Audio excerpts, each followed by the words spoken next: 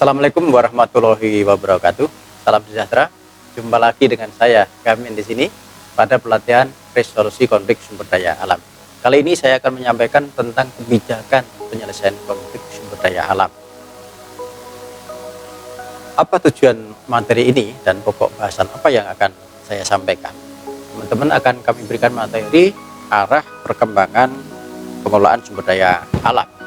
Yang kedua, tentang dinamika konflik sumber daya alam, dan yang ketiga adalah tentang peraturan atau kebijakan tentang penyelesaian konflik sumber daya alam. Kemana arah pengelolaan sumber daya alam di Indonesia? Apa sih sumber daya alam itu? Oleh karena itu, mari kita lihat apa itu sumber daya alam. Adalah segala sesuatu yang berasal dari alam yang bisa dimanfaatkan dan bisa digunakan untuk memenuhi kebutuhan manusia. Itu adalah sumber daya alam. Di sana ada hutan, itu sumber daya alam. Ada lahan gambut, itu juga sumber daya alam. Kemudian ada sungai dan segala isinya, itu juga sumber daya alam. Kemudian ada kebun urun, itu yang bahan baku untuk anyaman yang ada di lahan gambut, itu juga sumber daya alam. Nah, kalau kita melihat hamparan yang terdiri dari masih ada hutan lebat, kemudian ada padang gembalan atau padang alang-alang, itu hutan apa bukan ya? Nah, disinilah kita akan bicara tentang apa itu hutan dan apa itu kawasan hutan menurut Undang-Undang 41 tentang kehutanan. Nah, kalau hutan itu adalah kita bicara dari sisi ekosistemnya, jadi di mana masih ada komponen-komponen hamparan sumber daya alam yang didominasi utamanya oleh pohon-pohonan dan kemudian persekutuan alam hayat yang tidak bisa dipisah-pisahkan, itu adalah hutan.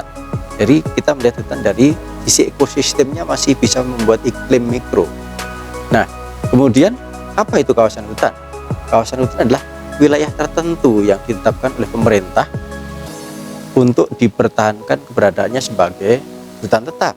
Itu berdasarkan Undang-Undang 41 tentang kehutanan yang kemudian diperbaiki oleh putusan MK nomor 45 tahun 2011. Jadi adalah wilayah yang ditetapkan oleh pemerintah sebagai hutan tetap. Di sini tidak peduli masih ada hutannya dengan pohon-pohonnya atau tidak, tapi kalau itu sudah ditetapkan pemerintah sebagai kawasan hutan tetap, maka itu adalah kawasan hutan. Ya, kemudian pembagiannya seperti apa kawasan hutan yang menurut Undang-Undang 41 tentang kehutanan? Kawasan hutan bisa dibedakan antara status dan fungsinya. Ya, status kawasan hutan ada hutan negara, ada hutan hak. Ya, di mana pada Undang-Undang 41 hutan negara memungkinkan di dalamnya ada hutan adat. Nah, apa fungsinya? Fungsi kawasan hutan ada fungsi konservasi.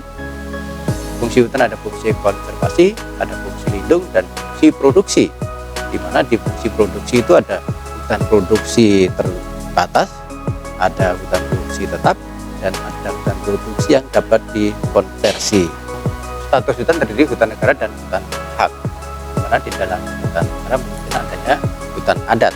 Pada saat adanya putusan MK nomor 35 selanjutnya, hutan terdiri statusnya ada hutan negara dan hutan hak serta hutan adat, di mana sebenarnya hutan adat ini adalah juga hutan hak karena ada hak individu, ada hak milik adat. Namun kalau ditelusuri lebih jauh, pada saat Undang-Undang 41 ini masih ada hutan adat di dalam kawasan hutan kan.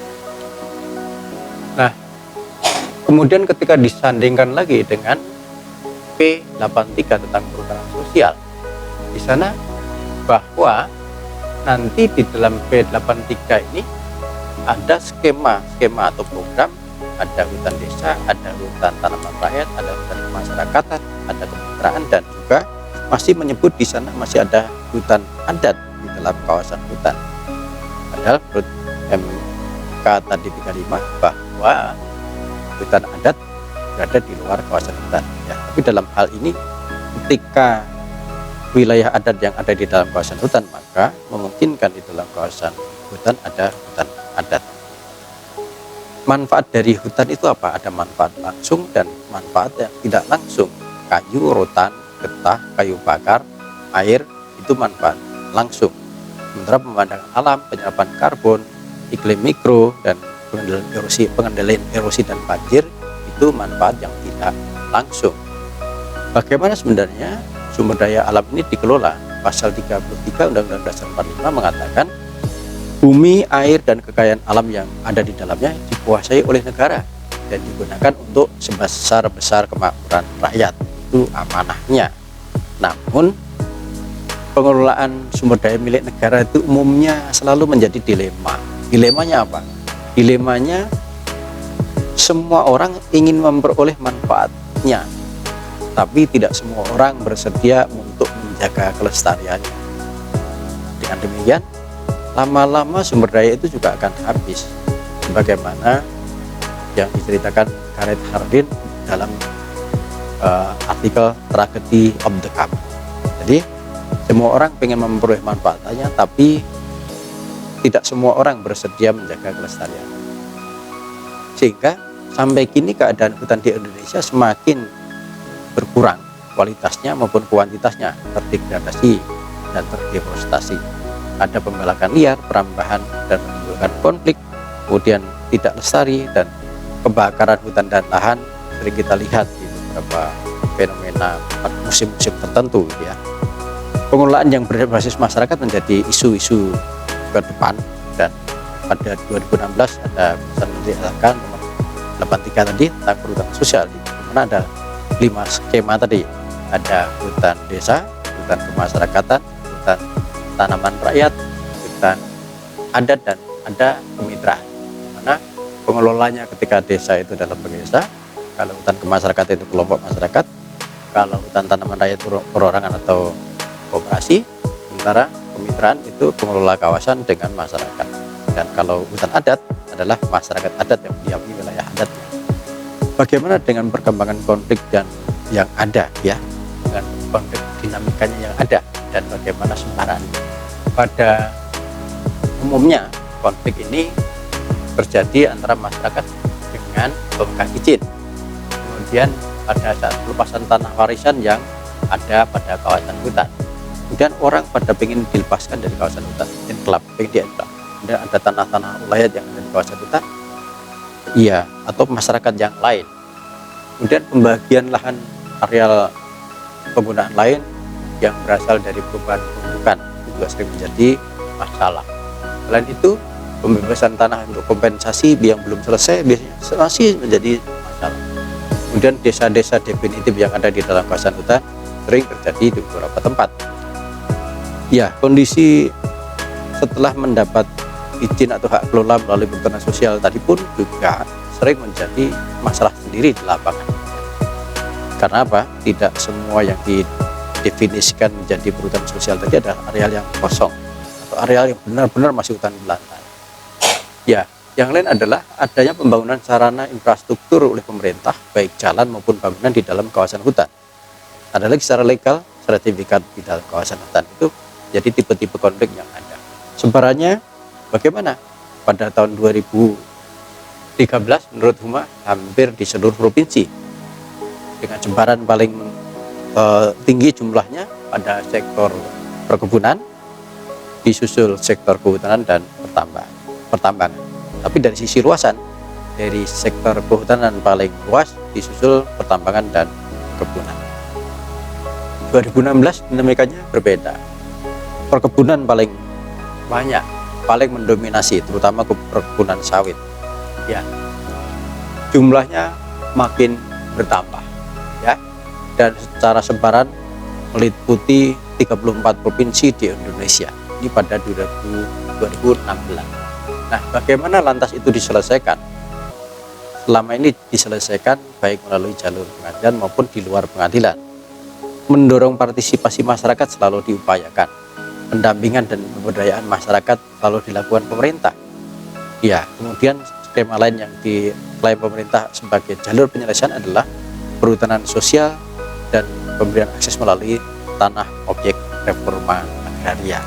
Bagaimana peraturan-peraturannya yang mendukung dan melindungi semua kegiatan pengelolaan tadi? Ada undang-undang, ada putusan, ada peraturan menteri ya. Kita lihat ada Undang-Undang 7 nomor 7 tahun 2012 tentang penanganan konflik sosial, itu menjadi payung hukumnya. Kemudian tadi ada putusan MK nomor 45 tentang uji materi kawasan hutan, itu juga sebagai salah satu upaya untuk menetralisir perbedaan. Dan kemudian ada putusan MK 35 2012, ini tentang hutan adat karena terjadi sering perbedaan persepsi tentang hutan adat. Dan putusan MK 95 tentang uji materi tentang pencegahan dan pemberantasan kerusakan hutan. Peraturan Menteri Lingkungan Hidup dan Kehutanan 32 tahun 2015 tentang hutan hak. Kemudian ada lagi Permen LHK 84 tahun 2015 tentang penanganan konflik teritorial di kawasan hutan. Dan ada P83 2016 tentang perhutanan sosial. Ini yang bisa memayungi kegiatan-kegiatan penyelesaian konflik yang ada.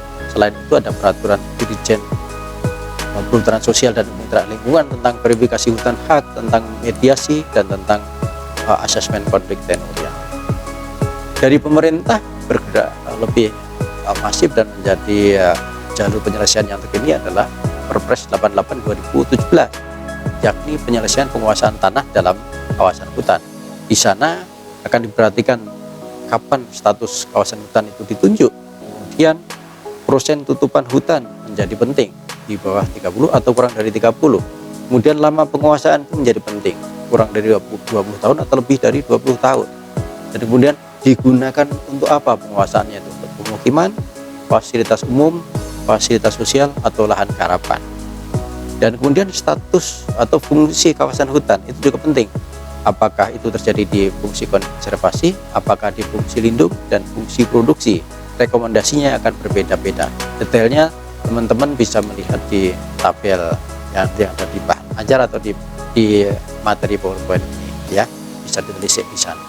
Nah, yang tanah objek reforma agraria dari kawasan hutan ini dasarnya adalah peta indikatif ya, SK Menteri Lingkungan Hidup dan Kehutanan nomor 180 tahun 2017. Itu peta indikatif alokasi kawasan hutan untuk penyediaan sumber tanah objek reforma agraria. Itu bisa dibuka di linknya, webgisnya Kementerian Lingkungan Hidup dan Kehutanan.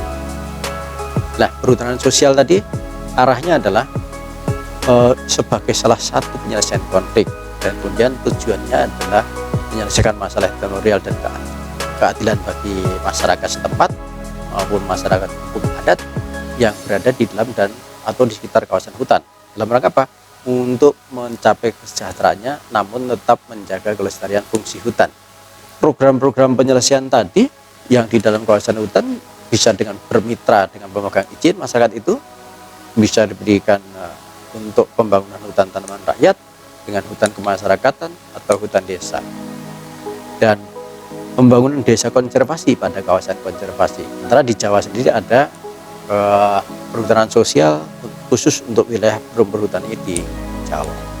Itu tadi beberapa pokok bahasan yang telah saya temani sampaikan.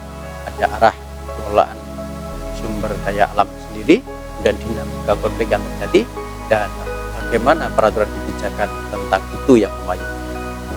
Selamat belajar, selamat berlatih, semoga sukses. Assalamualaikum warahmatullahi wabarakatuh. Salam